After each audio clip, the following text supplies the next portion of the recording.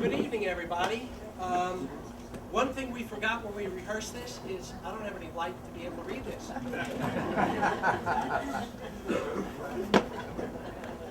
Can we get a little light over here? Maybe? Brian, turn the switch on. Okay. A couple of things. Turn the Number switch one. on. Let's turn the microphone on. Number one. There we go. Okay. Number one, with all the concerts and guests and company and everything we've had, the septic system in the house is completely overwhelmed. So we have two porta potties out here, as many of you. Oops, the phone. Hold on. Hello? God. I'm sorry, do you have a reservation tonight? No, I'm sorry, we can't even get you in tonight. I'm sorry. Please set your cell phones to stun so that that doesn't happen to you and you don't get a call from God. Okay. So anyway, the porta potties are back there. You cannot put on a show like this without a lot of volunteers. So very quickly, I want to thank all the volunteers who helped us get ready for the show, and also those who are helping us during the show, including David and Lady Ingalls, Bill and Shelley Wunderlich, Ross Taddeo, Sue Sweeney, Javier, Margot Siegel, Robert Baldwin for all of his great ideas, some of which we actually used, and others like the one about Ellen flying in from the poinciana trees on a wire.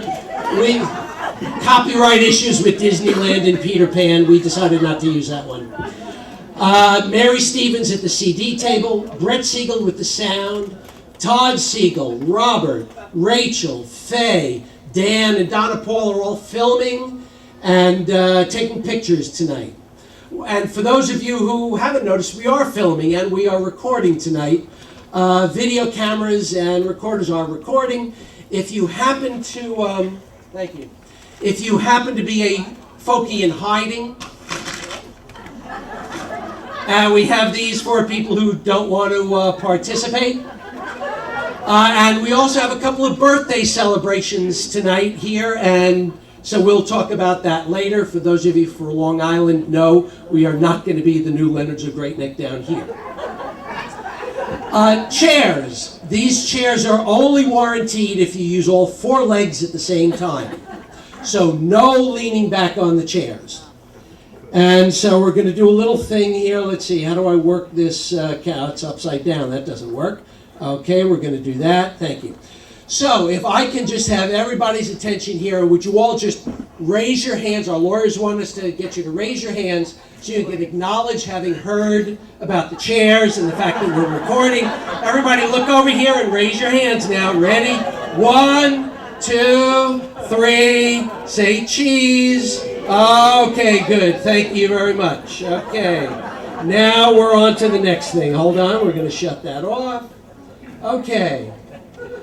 Now, we have spared no expense, I mean really no expense, to bring you tonight's show. Over in the break area, we have a CD table, a wire art table with earrings, jewelry, and art pieces. We also have a desert rose table for those of you who like plants, where we're selling strawberry bags, and we have seedlings for sale and also some larger plants for exhibit. Let's see, there's lots of information about upcoming music all over the place on this table and over by the CD table. And you can always go over to gotfolk.com to check the Gotfolk calendar to see what's coming up. We also have other house concert promoters here. I'm not going to ask them to stand up in the dark, but we'll introduce them as we go along. So without any further ado, as Henny Youngman said, take my wife, please. I give you Ellen Bukstel.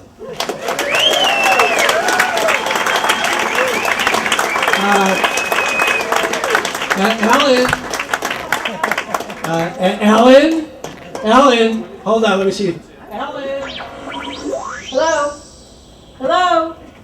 Am I getting a clear signal? Oh, there you are. Hey, welcome to the shack in the back. I've decided to put myself in the digital realm because that's where I've been spending the last 3 years, producing movies and music videos. And tonight I'd like to take you on a trip into the past. It'll make you smile.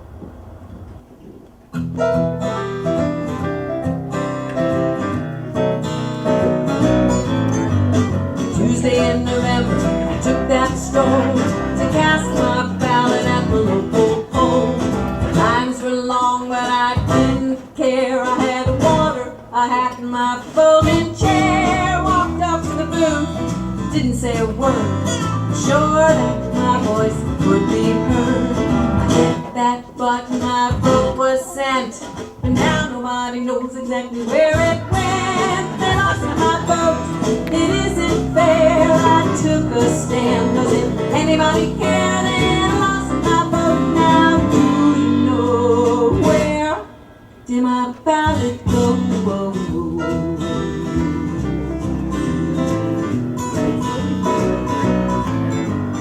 After the election, I was filled with pride, waiting for my vote to be verified, looking for the news of my country's fate. The election was over, now there's no more debate. I surfed the TV all night long, wanted to know what was going on. To get some honest information, I watched Jon Stewart on the comedy station. They lost my vote, it isn't fair. I took a stand, doesn't anybody care? They lost my vote, now do you know where did my ballot go? Wanted to make sure that democracy was working the way that it was supposed to be. I just wanted someone to listen to me the way the Constitution promised me.